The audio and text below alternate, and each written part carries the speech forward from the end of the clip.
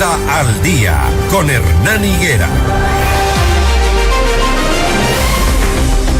Las 6:44 a.m. La captura de alias Fito es, según el gobierno, un mensaje al resto de organizaciones criminales que operan en el país. Mientras tanto, las autoridades buscan su extradición a los Estados Unidos por 7 cargos, entre ellos narcotráfico y contrabando de armas. La infiltración del crimen organizado en las instituciones del Estado dio un nuevo salto. Otra vez pone en el debate el nivel de infiltración en entidades públicas tras las revelaciones del caso Depuración Azul, donde 6 policías comercializaban armas de la institución a bandas delincuenciales. Esto nos pone también en alerta porque se conoció la semana anterior de que posibles miembros de Fuerzas Armadas entregaban información a Fito, de que no se entregue, de que lo iban a encerrar. Y todo ese tipo de cosas pusieron un poco en duda todo lo que está haciendo, digamos, la institución, las instituciones del Estado. Evidentemente no todos los funcionarios están involucrados en este tipo de cosas, pero ¿qué nos dice sobre esto? Le preguntamos a Adrián Marchal González, director del Departamento de Seguridad y Defensa de la Universidad Nebrija de España. ¿Qué nos dice esto? Adrián, buenos días. ¿Cómo leen ustedes todo lo que está pasando acá? ¿Cómo lo miran? Hola, muy buenos días. Bueno, lo primero de todo, con respeto, ¿no? Porque, como siempre digo, hablar desde fuera, cuando no se está en el país, aunque he estado en Ecuador y la verdad es que para mí es un país que me encanta, que lo aprecio muchísimo, ¿no? Pero siempre se tiene que ver desde el respeto, porque hablar desde fuera a las distancias es muy fácil, pero una vez dentro es lo complicado. Entonces, evidentemente estamos hablando de un narcoestado del bienestar. Es decir, las organizaciones criminales y los narcotraficantes han conseguido realizar un estado paralelo, el cual, pues como se ha visto, tiene desde autoridades están totalmente corrompidas, sistema judicial, penitenciario y, por supuesto, también al mismo tiempo ofrecen unas ciertas garantías a ciertos ciudadanos que hacen que lo apoyen. Entonces la situación es muy complicada. ¿Qué se requiere entonces para contrarrestar todo esto que se está viviendo en el Ecuador? ¿Cuál sería una estrategia o una medida inmediata?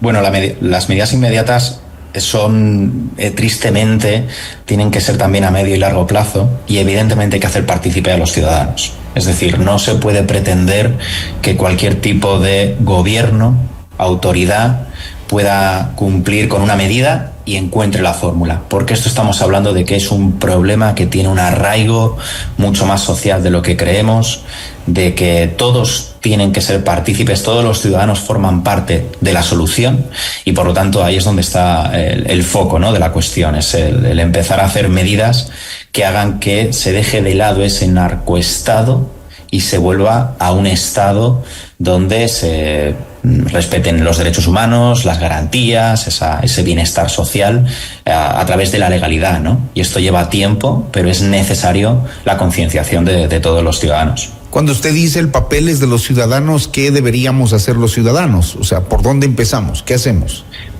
Bueno, es que lo primero de todo es ser conscientes de la gravedad del problema, ¿no? Cuando, por ejemplo, con el COVID, cuando las diferentes autoridades y gobiernos nos dijeron hay que estar en casa todo el día y no se puede salir salvo estas excepciones, todo el mundo lo aceptamos porque sabíamos que si salíamos a las calles podíamos contagiarnos y podíamos morir o contagiar a nuestros familiares y que estos falleciesen. Pues en esta situación estaríamos hablando de lo mismo. Es decir, primero de todo, ser conscientes de los datos y de la gravedad de los hechos.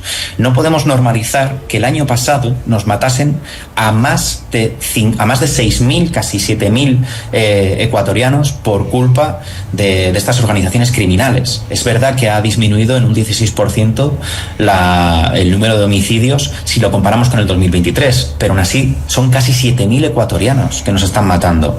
Si a esto le sumamos también las denuncias por secuestro, las denuncias por extorsión, las violaciones, las lesiones, esta situación no se puede sostener más. Tenemos que ser conscientes, que es la primera medida. Y una vez conscientes, ahora es cuando todas aquellas medidas que se propongan desde el gobierno, evidentemente los ciudadanos las tenemos que sostener y las tenemos que en mayor, menor medida, ver o respetar, ¿no? Por ejemplo, pues si se establecen toques de queda, si se establecen cierto tipo de limitación a la libertad ambulatoria o a cierto tipo de actividades, tenemos que entender que no estamos en una situación normal, que estamos en una situación excepcional y que por lo tanto situaciones excepcionales requieren medidas excepcionales. Sería interesante que el gobierno realizase inversión, sobre todo en zonas rurales, para todos aquellos cultivos y todas aquellas personas que están aprovechándose de los cultivos ilegales de este tipo de plantaciones, los sustituyan por otro tipo de cultivos legales y por lo tanto no se les deje en la calle sin ningún tipo de sustento y en una situación de vulnerabilidad, ¿no? O sea, requiere además de esas medidas que hemos visto, también unas medidas económicas y unas medidas sociales para garantizar la continuidad y que las personas no se vuelvan vulnerables y por lo tanto no tengan que delinquir o no tengan que irse con organizaciones criminales. Uh-huh. El tema de la depuración institucional, que es un poco lo que se miró la semana anterior cuando la Policía Nacional, en el caso Depuración Azul, así le llamaron, encontró a miembros de su institución participando de negocios de venta de armas y municiones con grupos delictivos. Estos procesos de depuración, ¿qué tan efectivos pueden ser cuando el problema se arrastra desde hace muchos años atrás, que nos decían lo mismo, ¿no? Que había una excelente formación, que había valores, que había procesos anticorrupción, y vemos que al final no? Claro, este es uno de los mayores miedos que tenemos en todas las sociedades, ¿no? Y es, ¿qué sucede cuando nuestras instituciones, autoridades, policías, jueces, de repente se corrompen? Y cuando sobre todo la corrupción no es una cosa tampoco esporádica, sino que ya lleva años. ¿Cómo podemos llegar a realizar esa depuración? Aquí, por ejemplo, en España no estamos en esa misma situación, pero aún así somos conscientes de que cualquier persona, en cualquier momento y ante cualquier circunstancia, sobre todo este tipo de autoridades, puede llegar a ser capaz de corromperse, puede llegar a ser capaz mínimamente de dar información, de ayudar, no de forma muy activa, ¿no? Sino algo más como una complicidad.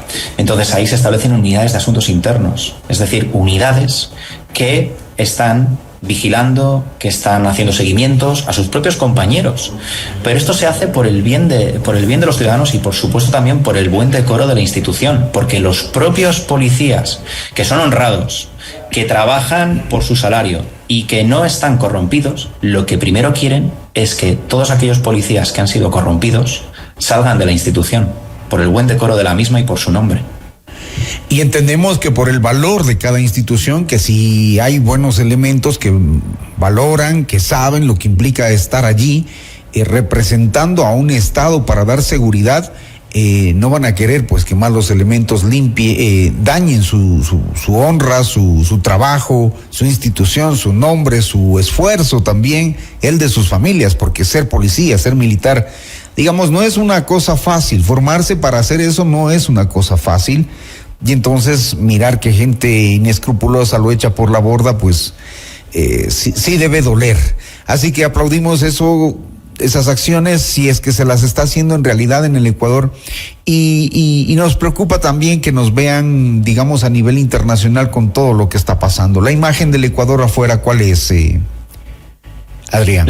Ahora mismo la imagen que se percibe, ¿no?, a través de diferentes estudios, es que evidentemente estamos ante una situación, ante un punto de balance, vamos a decirlo así, porque es el momento de empezar a tomar decisiones, como he dicho, excepcionales o medidas que de verdad sean efectivas, porque si no, la situación puede ir a más. Démonos cuenta de que no estamos ante una lucha asimétrica, no estamos ante una lucha o ante un conflicto donde ambas partes estén respetando las reglas del juego. Estamos ante un gobierno, un país que respeta la legalidad, frente a una organización criminal que tiene todos los medios, todos los recursos, todo el dinero para corromper, para formarse y para acaparar todo el armamento y todo lo que sea necesario para conseguir sus objetivos.